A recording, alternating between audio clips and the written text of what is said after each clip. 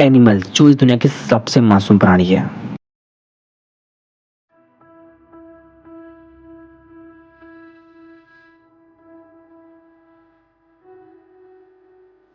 ना ये बोल सकते हैं और ना कुछ सवाल कर सकते हैं और ना ही अपने लिए लड़ सकते हैं।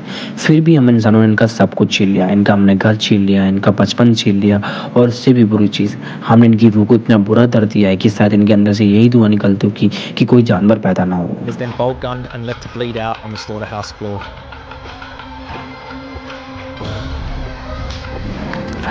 आज हम इनका घर, फैमिली, दोस्त और यादें सब कुछ ख़त्म कर चुके हैं। और आपने इंस्टाग्राम पे वो रील ज़रूर देखी होगी जहाँ एक गिलहरी अपने बचपन का घर ढूंढते ढूंढते अपने पेड़ के पास आ जाती है, पर वहाँ जाकर देखती है कि उसका घर कट चुका है। वो बस शांत खड़ी रहती है, उस टाइम को देखती रहती है।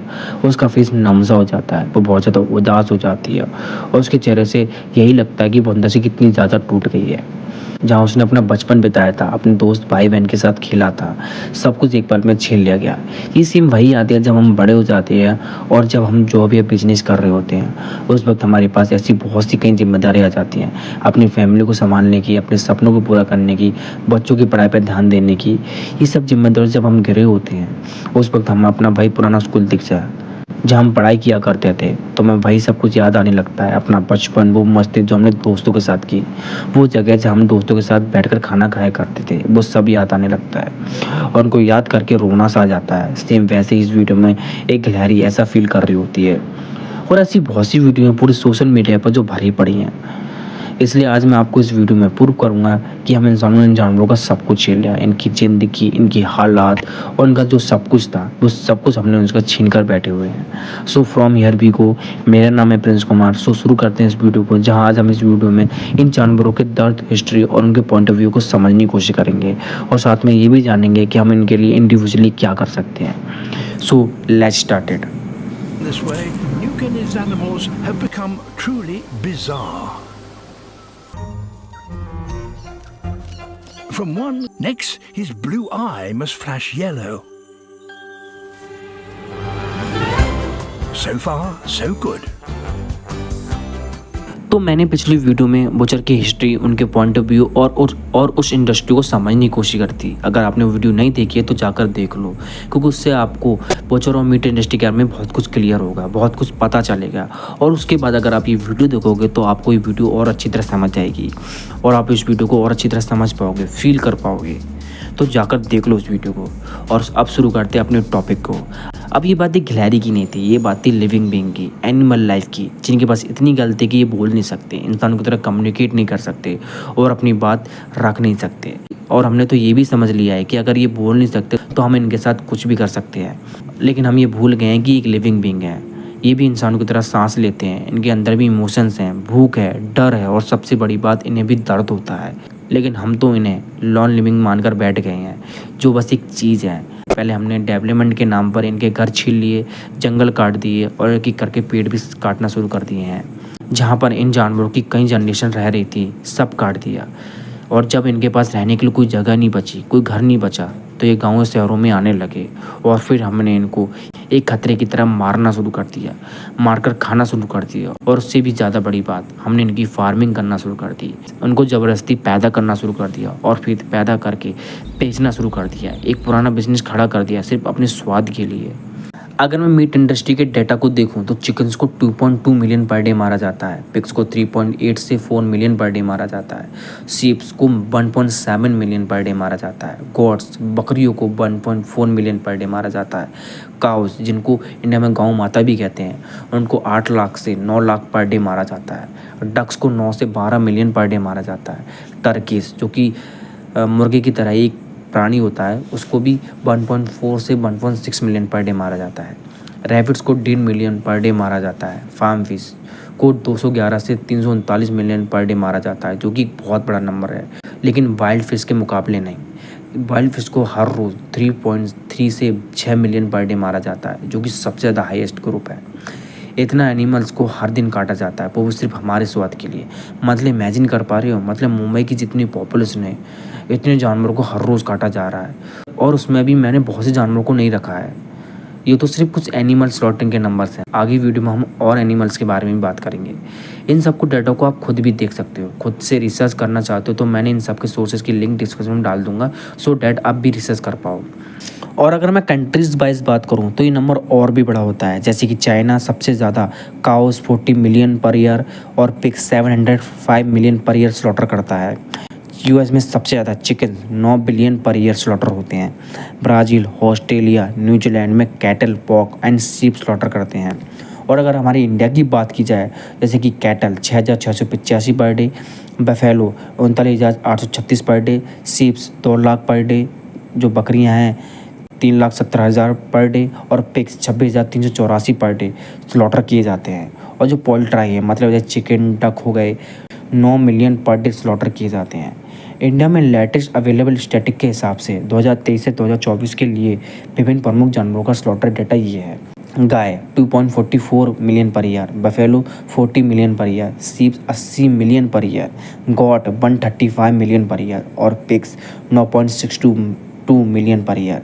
और जो पोल्ट्री हैं, जैसे चिकन, डक हो गए, 3.35 बिलियन पर ईयर स्लॉटर किए जाते हैं। और ये नंबर बहुत ज़्यादा है, इमेजिन कर पा रहे हो। और मैं ये नंबर आपको ऐसी हवा में नहीं बता रहा हूँ, और ये नंबर्स गवर्नमेंट ऑफ इंडिया के मिनिस्टर ऑफ स्टैटिक्स के एनुअल रिपोर्ट्स पर बेस्ड हैं। और आप इस रिपोर्ट को बेट एक्सटेंशन की वेबसाइट पर जाकर देख सकते हो, जिसकी लिंक भी वीडियो के डिस्क्रिप्शन में मिल जाएगी। खैर, टॉपिक पर वापस आए तो अगर मैं इंडिया में रोज़ कितने जानवरों को स्लॉटर किया जाता है, अगर उसको मैं कैलकुलेट करूँ तो हर रोज़ इंडिया में लगभग 1 करोड़ से ज़्यादा इंडिया में जानवरों को स्लॉटर किया जाता है। मतलब इमेजिन कर पा रहे हो, मतलब मुंबई की लगभग आधी पॉपुलेशन के बराबर हर रोज़ इतने जानवर सिर्फ हमारे इंडिया में ही काटे जाते हैं, हमारे इंडिया में स्लॉटर किए जाते हैं, सिर्फ हमारे स्वाद के लिए। Abbiamo bisogno per vivere, ma quando mi chiedono tu lavori tutti i giorni, io gli rispondo non ho mai lavorato un giorno. और अगर मैं सारे देशों की एनिमल स्लॉटरिंग को कैलकुलेट करूं तो ये नंबर और भी ह्यूज निकलता है। ये डेटा एस्टिमेट 2025 के updated global data, international agriculture sources और इंडियन गवर्नमेंट स्टैटिक्स पर बेस्ड है। ग्लोबल मीट इंडस्ट्री में सारे देश मिलाकर हर दिन लगभग 3.4 बिलियन से 6.5 बिलियन तक एनिमल स्लॉटर किए जाते हैं। इसमें लैंड एनिमल जैसे कि चिकन, पिग्स, कैटल, सीप, गॉट एसेट्रा हैं। फार्म फिश और वाइल्ड फिश सब कुछ इंक्लूडेड है। मतलब कि हर दिन दुनिया भर में 6.5 बिलियन एनिमल स्लॉटर किए जाते हैं सिर्फ मीट इंडस्ट्री के लिए। आपको समझाने के लिए एक सिंपल कंपैरिजन देता हूँ। 2007-2008 के टाइम पर पूरी दुनिया की ह्यूमन पॉपुलेशन भी लगभग 6.5 बिलियन ही थी। मतलब जितने लोग उस टाइम पर पूरी अर्थ पर थे, उतने ही एनिमल्स को रोज़ के रोज़ मार दिए जाते हैं आज के टाइम पर। आज 2025 में वर्ल्ड पॉपुलेशन 8.2 बिलियन क्रॉस कर चुकी है, लेकिन 6.5 बिलियन आज भी एशिया अफ्रीका की टोटल पॉपुलेशन के बराबर है। या फिर सोचो, यूरोप, अफ्रीका, साउथ अमेरिका की पूरी पॉपुलेशन को मिला लो, तब भी जाकर ये नंबर बनता है। सोचो ज़रा, जितनी पूरी दुनिया की पॉपुलेशन 2007-2008 में थी, उतनी ही जानवर हर एक दिन मार दिए जाते हैं। यानी हर रोज़ लगभग एक पूरी दुनिया जितने जानवरों की जान चली जाती है, और वो सिर्फ किस लिए? हमारे स्वाद के लिए। ये स्केल इमेजिन करना अपने आप में ही काफ़ी शॉकिंग है।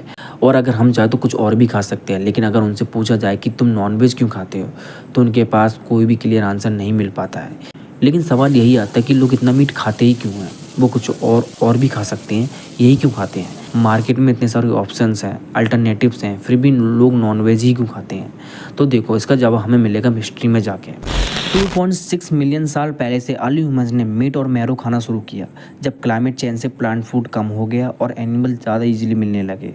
और उस वक्त उनके पास और कोई ऑप्शन था नहीं मीट खाने के अलावा। फिर ब्रेन का डेवलपमेंट हुआ और मीट को लेकर कैलोरीज डेंस मीट और एनिमल्स फैट्स खाने से इंसान का ब्रेन साइज बड़ा हुआ और गट छोटा हो गया। मीट डाइजेस्ट करना आसान था और एनर्जी के लिए इफ़िशिएंट भी, जो सर्वाइवल के लिए काफ़ी इंपॉर्टेंट था। इनको मीट खाकर इतनी एनर्जी मिल जाती थी कि अपने खाने की तलाश और अपनी जान बचा सके और अपनी फैमिलीज़ की भी। फिर कुकिंग का रेवोल्यूशन शुरू हुआ 8 लाख साल पहले से, जब ह्यूमंस ने आग पर मीट पकाना शुरू किया तो न्यूट्रिशन का एब्जॉर्वेशन आसान हो गया और डिजीज़ कम हुई, डाइजेशन इफिशिएंट हो गया। इस टाइम पर इनके लिए मीट का टेस्ट और अच्छे लगने लगा था। फिर उसके बाद डोमेस्टिकेशन एंड एग्रीकल्चर शुरू हुआ। न्यूलिथिक एरा में गॉट, सीप, पिग्स, काउ डोमेस्टिकेट किए गए। सिस्टमेटिक फार्मिंग से मीट सप्लाई रेगुलर हो गया, मीट सोसाइटीज़ और कल्चर का एक पार्ट बन गया। कुल मिलाकर बात यही आती है कि पहले के लोगों के पास मीट खाने के अलावा कोई और ऑप्शन था ही नहीं। उस वक्त प्लांट वेस्ट फूड मिलना बिल्कुल ना के बराबर हो चुका था। और ये तभी जाकर कुछ चेंज हुआ जब हम लोगों ने जानवरों को डोमेस्टिकेट करने लगे और एग्रीकल्चर में अपना कंट्रीब्यूशन देने लगे।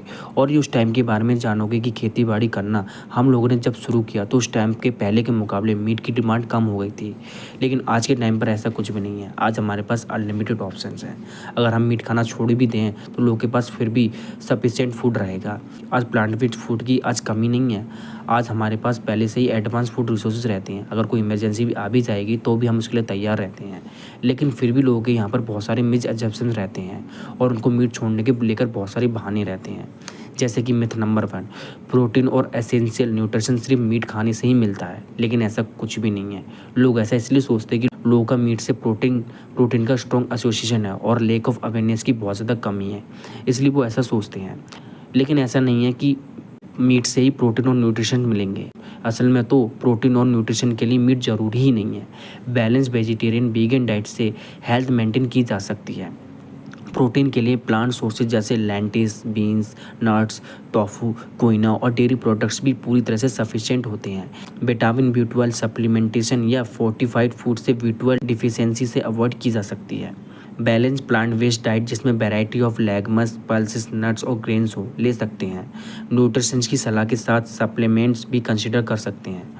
तो इस भ्रम से बाहर ही आ जाओ कि मीट से ही प्रोटीन मिलेगा। आज बहुत सी इन्फ्लुएंसर्स और ट्रेनर्स हैं जो मीट को प्रमोट करते हैं। फिटनेस के लिए अगर वो चाहें तो प्लांट बेस्ड फूड्स में ही अपना ऑप्शन देख सकते हैं, उसको प्रमोट कर सकते हैं। लेकिन इतनी मेहनत करे कौन, इतनी रिसर्च करे कौन? क्या लोग अपनी हैबिट बदलेंगे? और अगर आपको लगता है कि आप जो मीट खाते हो वो हेल्दी होता है, उस डाउट को मैं क्लियर कर देता हूँ। पुराने ज़माने में जो मीट मिलता था हमारे दादा दादी के ज़माने में, एनिमल्स उस वक्त नेचुरल एनवायरनमेंट में रहते थे। खेत, जंगल, ओपन स्पेस। वो ग्रास और नेचुरल फूड खाते थे। उनके मीट में ज़्यादा न्यूट्रिशन होते थे। एंटीबायोटिक, ग्रोथ हार्मोन्स और केमिकल फीड का यूज़ नहीं होता था। मीट कम क्वांटिटी में स्पेशल ओकेजन पर खाया जाता था। बॉडी पर बर्डन नहीं होता था।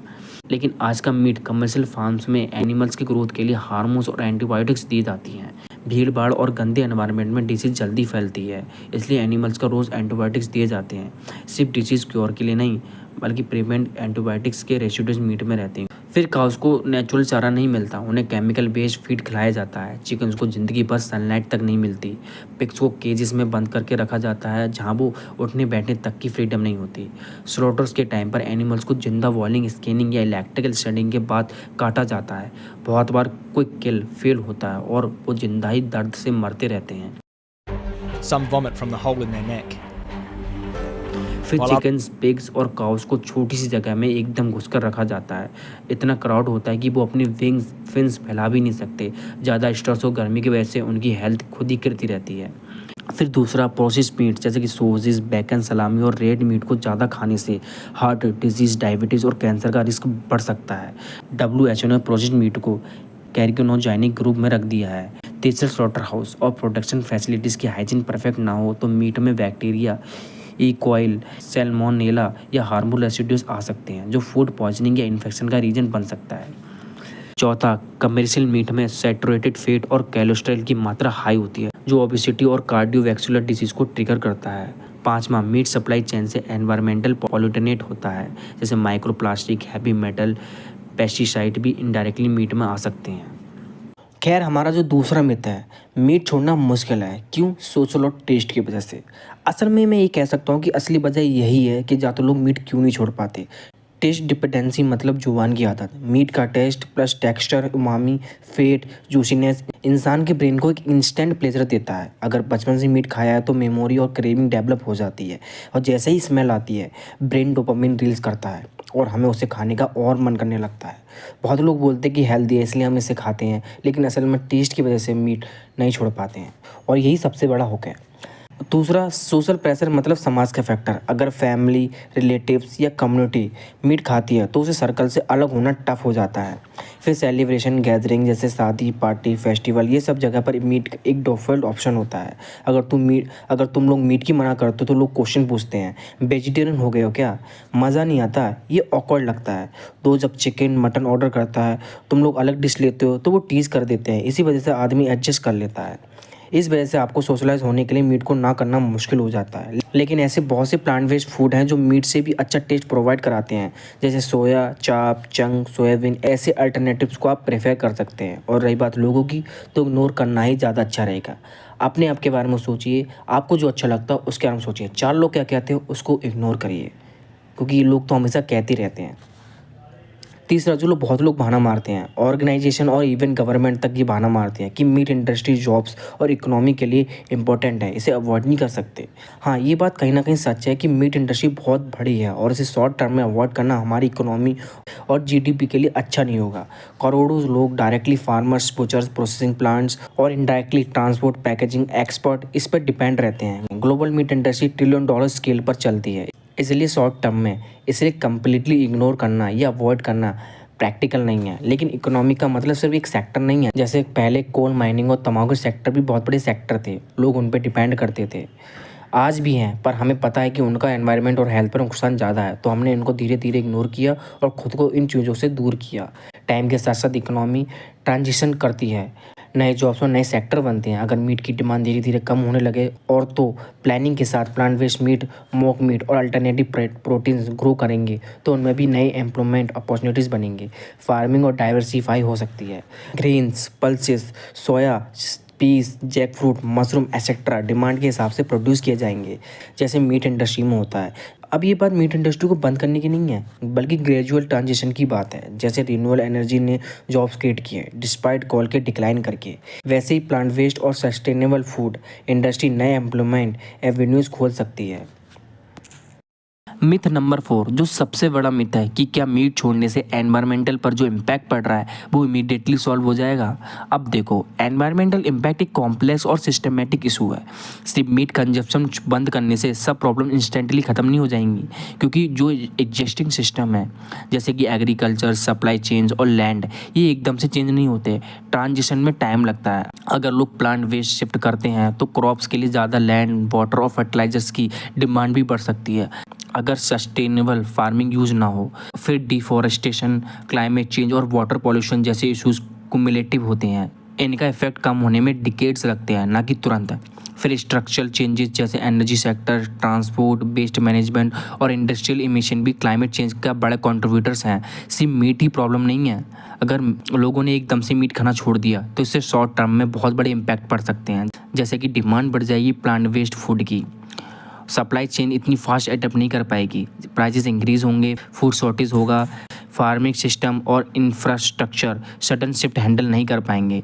लेकिन फिर आगे जाकर जो लैंड और ग्रेन्स अभी एनिमल्स को खिलाए जा रहे हैं, लाइव स्टॉक फीड, वो ह्यूमंस के लिए रीडायरेक्ट किए जा सकते हैं।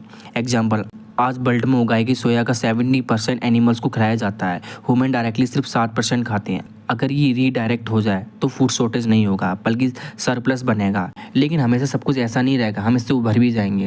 जैसे कि क्रॉप डाइवर्सिटी बढ़ेगी, प्लांट वेस्ट एग्रीकल्चर ज़्यादा एफिशिएंट होगा, क्योंकि मीट प्रोडक्शन में 7 से 10x ज़्यादा रिसोर्सेज लगते हैं। अब वो डायरेक्टली हम रिसोर्सेज प्लांट वेस्ट फूड को उगाने के लिए कर पाएंगे और फूड सप्लाई स्टेबल और अफोर्डेबल बन जाएगी और फैमिन रिस्क भी कम हो जाएगा। मिथ नंबर 5, लोगों का जो सबसे बड़ा बहाना रहता है कि प्लांट वेस्ट डाइट्स बोरिंग और इनकम्प्लीट होते हैं।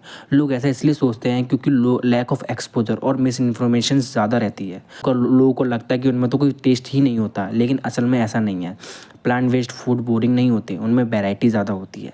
प्लांट वेस्ट खाने में सब्जी, fruits, pulse, nuts, seeds, grains, herb, spices और प्लांट वेस्ट मीट अल्टरनेटिव शामिल होते हैं। दुनिया के ऑलमोस्ट हर क्यूजन में 1000+ प्लांट वेस्ट डिशेज मिलती हैं, जैसे कि Indian, Mediterranean, Thai, Mexican foods.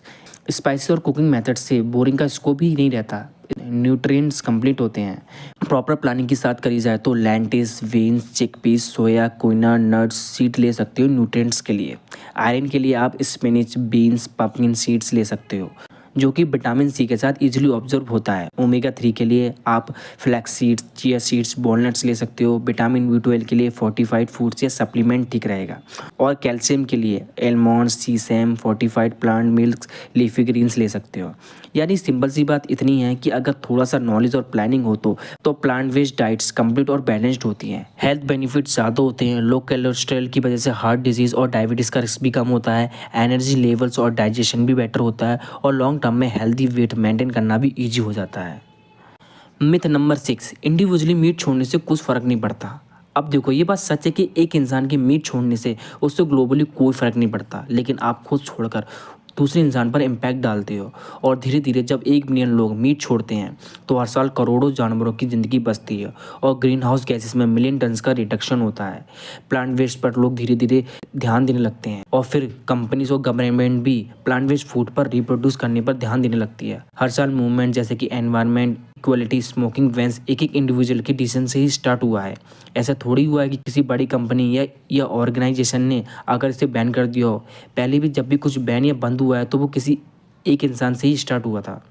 फिर डिमांड और सप्लाईज का रूल भी यही कहता है कि हर प्रोडक्ट मार्केट में तब बनता है जब तक उसकी डिमांड होती है। जैसी डिमांड कम होती है इंडस्ट्रीज़ को शिफ्ट करना पड़ता है। जैसे पहले लोग हॉर्स कार्स यूज़ करते थे, फिर डिमांड घटी और कार्स आ गई।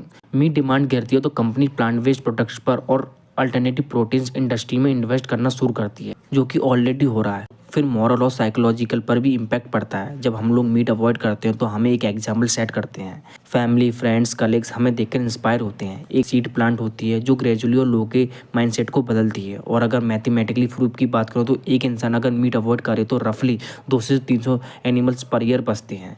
मल्टीप्लाइड डेट बाई मिलियंस, मतलब ह्यूज डिफरेंस। मतलब हम लोगों में इतनी पावर है कि हम किसी चीज़ को डिमांड में ला भी सकते हैं और उसकी डिमांड ख़त्म भी कर सकते हैं। बस आपको उसे कुछ महीने करने की ज़रूरत है।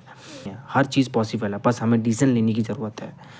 आई होप इन सब के बाद आपके बहुत सारे मिथ्स क्लियर हो गए होंगे, लेकिन फिर भी बहुत से महान पुरुष होंगे ये कहेंगे कि हम मीट खाना छोड़े क्यों, हमारी अपनी चॉइस है, अपनी मर्जी है, तो मैं इससे क्या।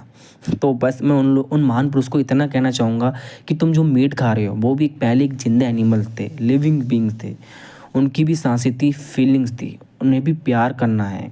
उनकी भी इच्छा थी कि वो जिएं। जितनी भी नेचर ने उनको नेचुरल लाइफ दी है वो सब कर सके जो वो करना चाहते हैं। भरोसा, प्यार, खेल कूद ये सब करना चाहते हैं जो हम बचपन में किया करते थे। बड़े हो जाने के बाद अपनी फैमिली की प्रोटेक्शन करना चाहते हैं, एक हेल्दी लाइफ जीना चाहते हैं जो हम जीते हैं। तो तुम्हें नहीं लगता कि मीट खाकर आप उनकी वो चॉइसेस, वो लाइफ छीन रहे हो सिर्फ अपने स्वाद के लिए। और आपकी मीट खाने की वजह से पता है उन्हें कितनी क्रूरल्टी से गुजरना पड़ता है। पहले तो एनिमल्स को छोटे से पिंजरे या शेड में इतना भीड़ भर के रखा जाता है कि प्रॉपर्ली चल भी नहीं पाते। नेचुरल बिहेवियर जैसे दौड़ना, खेलना, माँ के साथ रहना उनसे छीन लिया जाता है। फिर जानवरों को जिंदा रहने का एक ही पर्पस रहता है, फूड प्रोडक्ट, जिसमें चिकन्स को 6-7 वीक्स में ही बड़ा कर स्लॉटर कर दिया जाता है, जबकि उनकी नेचुरल एज 8 से 10 साल होती है। काउस और बफेलोस को बार बार प्रेग्नेंट करके दूध निकालने के लिए एक्सप्लॉइट किया जाता है और अगर वो दूध देना बंद करते तो उन्हें भी स्लॉटर कर दिया जाता है। उनसे मतलब निकल रहा है तो वो जिंदा है, लेकिन जैसे ही मतलब निकल जाए तो उन्हें मार दिया जाता है। वाह वही वाह। जैसे इंसानों को प्यार में धोखा मिलता है तो वो खुद को बेजान सा फील करता है, और यहाँ पर तो उनकी जान ले ली जाती है, वो भी बिना किसी गलती के। फिर माँ और बच्चे को अलग कर दिया जाता है ताकि मिल्क और मीट प्रोडक्शन कंटिन्यू रहे। ये साइकोलॉजिकल ट्रॉमा उनके रूह तक को तोड़ देता है। साइंटिफिकली प्रूव हुआ है कि वो स्ट्रेस और ग्रीफ एक्सपीरियंस करते हैं, लेकिन हमें क्या, हमें तो बस उनसे मतलब निकालना है। ट्रांसपोर्ट के टाइम जानवरों को भारी ट्रक्स में ठूस दिया जाता है, बिना पानी खाने के घंटे घंटे तक सफ़र करना पड़ता है। स्लॉटर हाउस में अक्सर उन्हें स्टन किया जाता है, लेकिन कई जगह बिना प्रॉपर स्टनिंग के जिंदा ही काट दिया जाता है। पेन और फियर का लेवल इतना होता है कि उनका स्ट्रेस हार्मोन्स ब्लड में स्काई रॉकेट कर जाते हैं। वो उस वक्त इतना दर्द फील करते हैं कि उसे इमेजिन भी कर पाना मुश्किल है। और डेली बिलियन जानवर किल होते हैं, जिसमें सिर्फ फिश 3 से 6 बिलियन पर डे किल होती है। मतलब हर सेकंड लाखों जानें ले ली जाती है सिर्फ आपके स्वाद के लिए। लेकिन ऐसी भी क्रूरल्टी है जो हद पार है, जैसे कि स्लॉटर हाउस के अंदर उनको जिंदा उबाल दिया जाता है, उनको जिंदा खाल उतार ली जाती है। ऐसे मैंने बहुत सी इंस्टा या सोशल मीडिया में ऐसी बहुत सी वीडियो देखी हैं जहाँ जिंदा पिग्स को उबाल दिया जाता है, जिंदा पिग्स की खाल उतार ली जाती है। मैंने कुछ दिनों पहले एक वीडियो देखी थी जहाँ एक औरत पिग्स के छोटे से बच्चे की जिंदा खाल उतारती है। वो पिग का बच्चा बहुत बुरी तरह चिल्ला रहा होता है, रो रहा होता है। इमेजिन कर सकते हो उसको कितना दर्द हो रहा होगा। लेकिन हाथ तो देखो उस औरत की, उसको बिल्कुल तरस तक नहीं आता। वो इतनी डिस्टर्बिंग वीडियो थी कि मैं आपको यहाँ पर दिखा भी नहीं सकता। और ऐसी जाने कितनी हद पर क्रूरल्टी होती होंगी जिनके बारे में हम अभी तक पता भी नहीं होता। लेकिन थैंक्स टू वीगन कम्युनिटी कि आज हमें ऐसी वीडियोस मिल पा रही हैं जिससे हमें जानवरों के दर्द को समझ पा रहे हैं और इन मीट इंडस्ट्री के डार्क ट्रूथ्स को सामने ला पा रहे हैं, जिससे हम अवेयरनेस फैला पा रहे हैं। और ये बात मैं सच कह रहा हूँ कि स्लॉटर हाउस और इलीगल प्लेसेस पर ऐसे बहुत से केसेस रिपोर्ट हुए हैं जहाँ एनिमल्स को ठीक तरीके से स्टन नहीं किया जाता है या गलत मेथड से यूज़ होते हैं, जिससे उन्हें अननेसेसरी पेन होता है। एक्सट्रीम अब्यूज जैसे अलाइव स्कैनिंग, बॉयलिंग इलीगल हैं और मोरली गैर काबिल बर्दाश्त हैं। लेकिन कुछ जगहों पर लो इन्फोर्समेंट वीक होने से ऐसे एट्रोसिटीज़ होती रहती हैं और ये लोग ऐसा इसलिए करते हैं, इन्हें जल्दी मीट को तैयार करना होता है, मीट सस्ता बेच सकें, डिस्काउंट दे सकें, इसलिए ये सेफ्टी और वेलफेयर के कॉम्प्रोमाइज़ करते हैं। और जब डिमांड ज़्यादा होती है तो स्लॉटर हाउस के अंदर टारगेट्स रखे जाते हैं जिनको अचीव करने के लिए बुचर्स ऐसी क्रूरटी भरी कदम को उठाने के लिए मजबूर हो जाती हैं। फिर वीक रेगुलेशन, इन्फोर्समेंट रूल्स हैं और इम्प्लीमेंटेशन कमज़ोर हो तो ऐसे एब्यूज़ होते हैं और इन्हीं कमज़ोर रूल्स की वजह से स्लॉटर हाउस के अंदर ऐसी क्रूरटी नॉर्मलाइज हो चुकी है। लैक ऑफ ट्रांसपेरेंसी भी ऐसी ही है। सप्लाई चेन्स कॉम्प्लेक्स हैं, कंज्यूमर को पता ही नहीं चलता कि क्या हो रहा है। फिर करप्शन भी तो इतना ज़्यादा है कि इंस्पेक्टर को घूस मिल जाती है, फिर उन्हें और करने की ज़रूरत ही क्या है। सब कुछ ऐसे ही चलता रहता है और कोई भी उनके खिलाफ बोलने वाला नहीं होता। और ये सिर्फ आपकी डिमांड की वजह से ऐसा होता है। इतनी क्रूरटी का हक हमने इन स्लॉटरिंग कंपनी और बुचर्स को दे रखा है। बात यही है कि हमारा प्लेट तक पहुँचने से पहले कुछ जानवरों को ऐसे तरीके से टॉर्चर किया जाता है जो इंसानियत की हद पार है। अगर हम चुप रहे तो ये चलता रहेगा। कई जगहों पर जहाँ प्रॉफिट सबसे इम्पोर्टेंट बन गया है, एनिमल्स को बेसिक डिग्निटी भी नहीं दी जाती, प्रॉपर स्टनिंग नहीं होता और ट्रांसपोर्ट इनह्यूमन होता है और इलीगल प्रैक्टिसेस से बचपन, जिंदगी और मौत सब एक सफरिंग बनकर गुजर जाती है। ये सिर्फ स्टैटिक्स नहीं है, ये ज़िंदगी की कहानियाँ हैं। अगर हम सच्चाई से दो चार होना चाहते हैं तो हमें ट्रांसपेरेंसी, इन्फोर्समेंट और कंपैशन डिमांड करनी होगी, क्योंकि पहले के टाइम जानवरों को मार कर खाना एक ज़रूरत थी, लेकिन अब एक वाइज चॉइस है जिसे हम चाहें तो चेंज कर सकते हैं। लेकिन आपको अभी भी समझ नहीं आ रहा कि करे तो करे क्या। तो आपको सबसे पहले समझने की ज़रूरत है डिमांड को, क्योंकि डिमांड पर ही पूरी दुनिया चलती है और चली आ रही है। जिस चीज़ की डिमांड होगी वही कंपनीज, कॉरपोरेट और सरकारें हमारे लिए बनाएंगी, वही आपको मार्केट्स में देखने को मिलेंगी। अगर मीट डिमांड करोगे तो आपको मीट मिलेगी, अगर प्लांट वेस्ट फूड डिमांड करोगे तो आपको वो मिलेंगी। तो आज $1 बिलियन मीट इंडस्ट्री चल रही है सिर्फ इसलिए क्योंकि लोगों की डिमांड हाई होती है। अगर कल से डिमांड ड्रॉप होने लगे तो कंपनीज खुद से ही प्लांट वेस्ट फूड, प्रोटीन से लैब ग्रोन मीट पर इन्वेस्ट करेगी, जो कि एक ट्रेंड ऑलरेडी चल चुका है। बस ज़रूरत है आपको और सपोर्ट की। हर कंज्यूमर की चॉइसेस का एक कलेक्टिव इम्पैक्ट होता है। जैसे पहले लोग काउ मिल्क डिमांड करते थे तो डेयरी बूम हुआ, अब प्लांट वेस्ट मिल्क डिमांड हो रही है तो companies oat milk, soy milk, oil, almond milk market में ला रही है। और फिर सरकारें भी तो वही प्रमोट करती हैं जिसमें पब्लिक डिमांड और प्रॉफिट हो। डिमांड शिफ्ट होती है तो सब्सिडीज और पॉलिसीज भी चेंज होती हैं, जैसे कि रिन्यूएबल एनर्जी वर्सेस कोल का एग्जाम्पल। मतलब आप सिर्फ एक plate plant based food choose करते हो तो वो भी एक वोट जो आप कंपनीज और सिस्टम को कास्ट करते हो। कंपनीज प्रॉफिट के लिए ही काम करती है, जिसमें जिस प्रोडक्ट की ज़्यादा डिमांड होगी, चाहे वो ट्रेडिशनल मीट हो या प्लांट वेस्ट अल्टरनेटिव्स, वो ही बनेगा, वो ही हर जगह दिखेगा। तो इतनी ताकत है आपके डिमांड में। जो भी आप प्लांट वेस्ट या सस्टेनेबल फूड प्रोडक्ट्स खरीदते हैं, आप मार्केट को सिग्नल भेजते हैं कि डिमांड किस तरफ है। और मैं आपसे ये नहीं कह रहा कि तुरंत वीगन बन जाओ, ये प्रैक्टिकल मुमकिन भी नहीं है, क्योंकि अब हर जगह एनिमल वेस्ट, डेयरी, क्लोथ्स और एक्सेसरीज अवेलेबल हैं जिन्हें इग्नोर करना नेक्स्ट टू इम्पॉसिबल है। लेकिन हम शुरुआत कर सकते हैं वेजिटेरियन बनने से।